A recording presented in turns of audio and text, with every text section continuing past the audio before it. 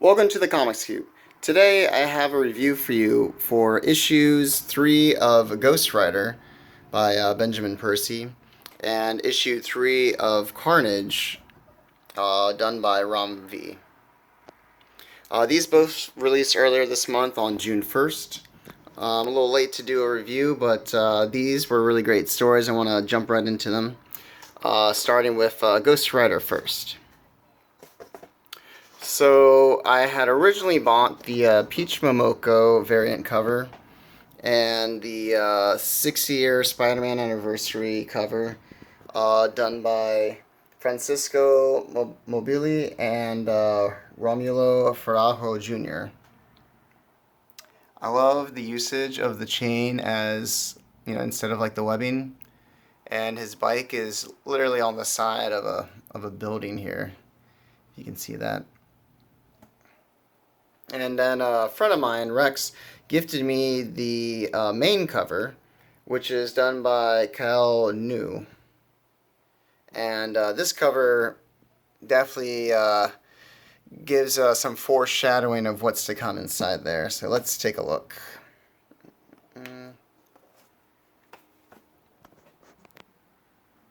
So, Ghost Rider.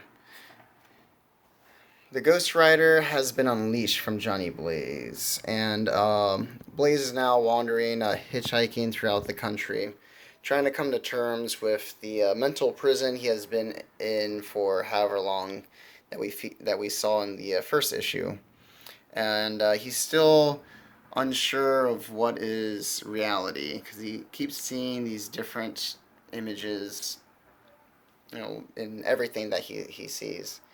And he feels that the Ghost Rider has used him as a tool up until this point, and I guess maybe the other way around too. Well, Blaze gets picked up by some guy, and then there's a little like aside here where we have some like little villain meetup going on, and now don't quote me on this, but I'm pretty sure we're being introduced to a few brand new villains into the story. I'm not really sure about this guy who seems to be made of like earthworms. They just kind of like crawl out of the ground and form this Groot-looking dude. And following behind him is a wolf that changes into this woman. And they respond to this man who she refers to as Alabaster. And I did a little searching, and I could only find this Alabaster from this issue. So it seems he's the leader of this crew of new villains, and we bring in Zebediah, who was introduced to us in the first issue. So it's curious to see what this group is going to do. How are they going to fight against Ghost Rider, this council of night magicians? That's what they call themselves.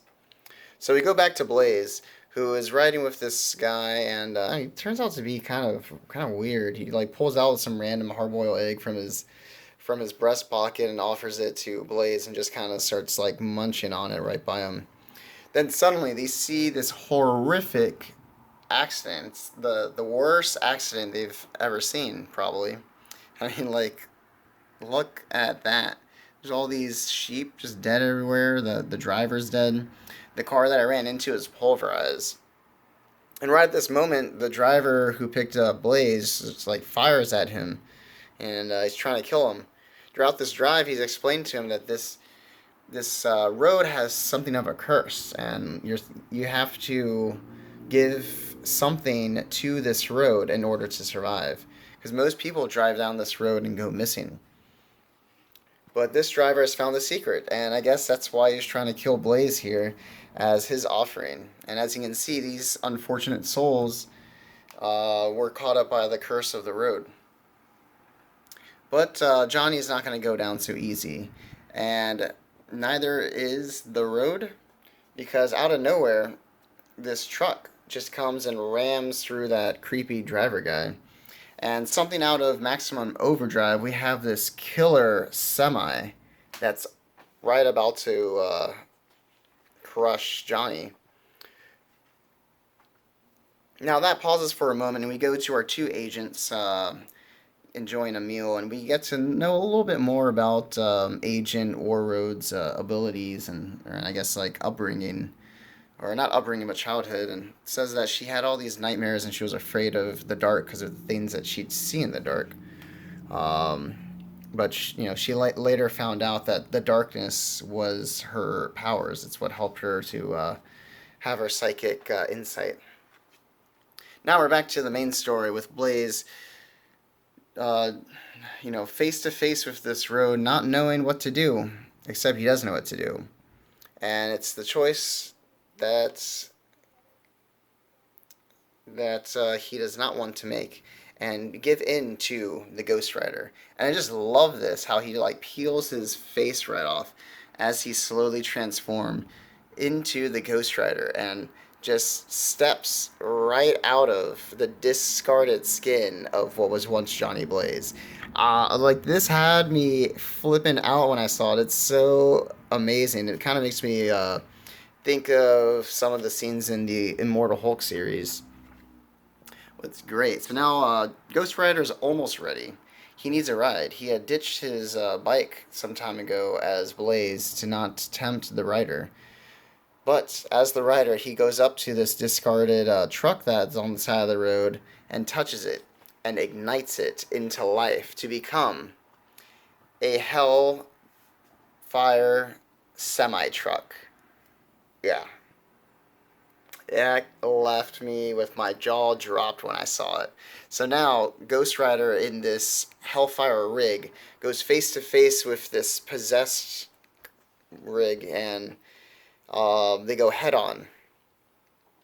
Next scene, we go back to Blaze, wandering the ends of this cursed road. He has survived. But would others still survive this road like him? Then we are introduced to this nice little teaser for the next issue of the scar that he has on the back of his head has a smile to it. Kind of strange. So yeah, that was really cool. I liked it a lot. This has been a really great series. Can't wait for issue 4.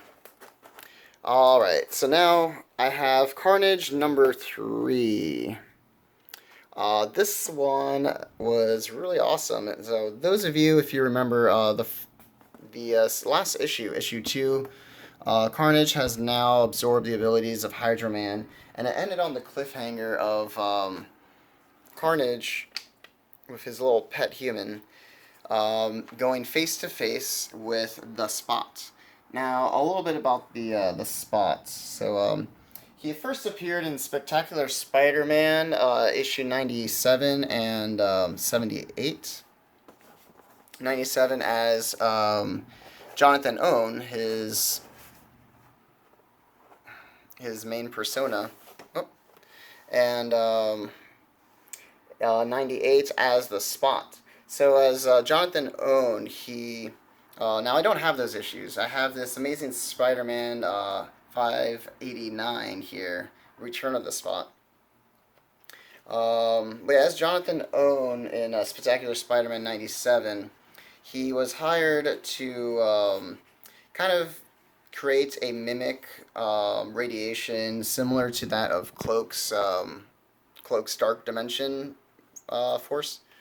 And he's able to create this single spot, which kind of absorbs all of New York's power. And with fearing that he's going to lose his work, he jumps into the spot and gains these abilities to create these portals. And yeah, so it's pretty neat. He's a really good like a good fight against Spider-Man. I feel like because Spidey has his senses, which kind of work as a cheat in some ways, but then he's fighting against this guy that can create these portals, these little, like, yeah, that's all you can really say, these little portals. And it gets really cool of how they just, like, just like, look at that. He's punching him from all directions.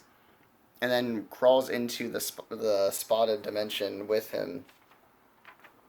And I love this panel right here. He just like swings at his chest and it goes through a portal and right back and into his own face. That's great. Yeah, Spot's a really fun side character. He doesn't show up much at all. Which, I feel like they can utilize his ability a lot more, and I guess that's what they're doing in Carnage. So that was that. There's also a version, an ultimate version of the Spot in Ultimate Spider-Man 111. This issue primarily is Aunt May has found out that Peter is Spider-Man. So while they're having this long gut wrenching discussion about him being Spider Man and lying to Aunt May. We get a little flashback here of Peter being out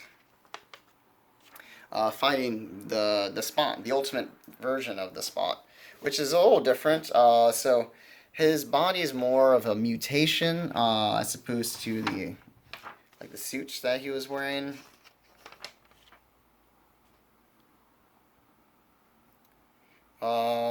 Let's see, and I do not recall, but Jonathan Owen is not the Spot in this. He goes by a different name, and he's more of like a like some thug that's volunteered for this medical experiment and gained these abilities. But yeah, see, so he does like his little Spot trick right here. Yeah, I always thought he was neat. But so now they've brought him back into Carnage 3, and we start this off with a really awesome fight between the Spot and Carnage. You have all these portals all over the place, and they jump right into his portal dimension. And yeah, the artwork from the team here is fantastic. We have Carnage throwing out his tendrils throughout every single portal possible, because the Spot can't outrun something like Carnage. He is determined to get his prey.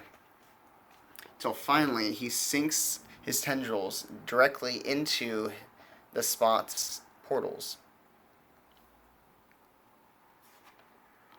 and absorbs every last bit of him, tearing him apart.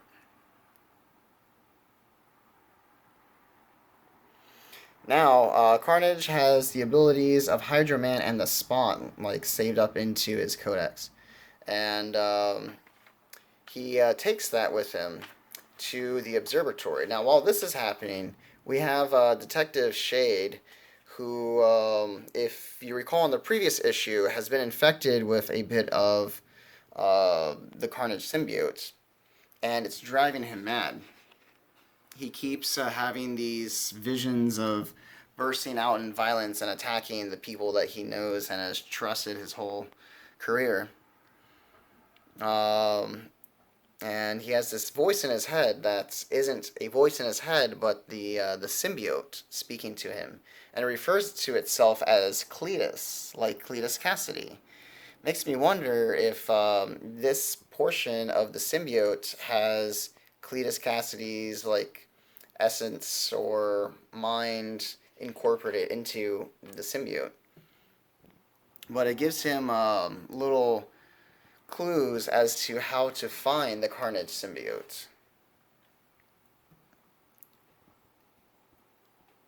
And so while he's going to the observatory to meet with Carnage, Carnage is already there with the artist killer, Neely.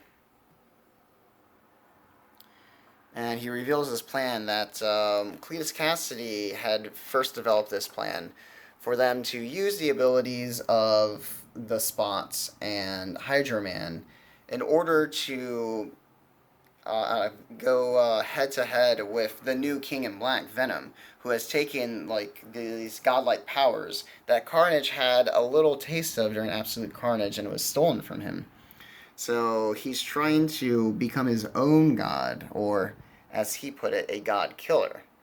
And with these abilities and the observatory, he's trying to test his new powers to see how far across space he can reach, across time and the universe. And while this is happening, we have Detective Shade come in, and it looks like he's about to symbiote up. Yeah. Issue 4 is gonna be mad. And that's it for my video today, guys. I hope you enjoyed the next installations of Ghost Rider and Carnage. the both issue 3s. And until next time, you all have a nice day.